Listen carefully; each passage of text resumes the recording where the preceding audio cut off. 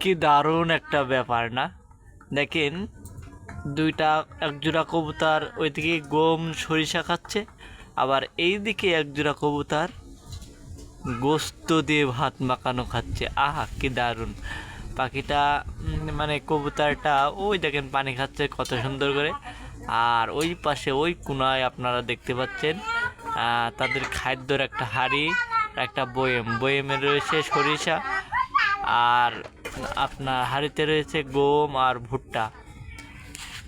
আমি এই কবুতরগুলোকে গম আর ভুট্টাই খেতে দিই বেশি।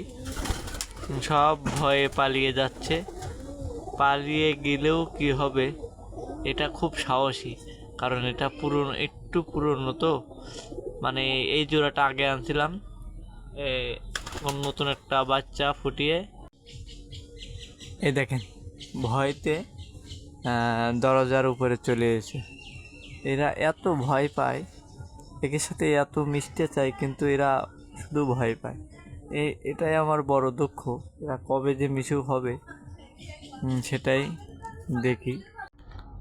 আর আপনারা একটু খেয়াল করেন, এই দেখেন যে নতুন বাচ্চা আমার, এই নতুন বাচ্চা আমি তো বারবার আপনাকে দেখি, এই একটাই বাচ্চা হয়েছিল, এখন একটু নিচে নামতে পারে। উপরের কোঠা থেকে নিচের কোঠায় নেমেছে, আর উপরের কোঠায় ওর মা বাপ দুজনই রয়েছে। আর ওই কোনায় দেখেন দুইটা কবুতর তাওয়া দিচ্ছে।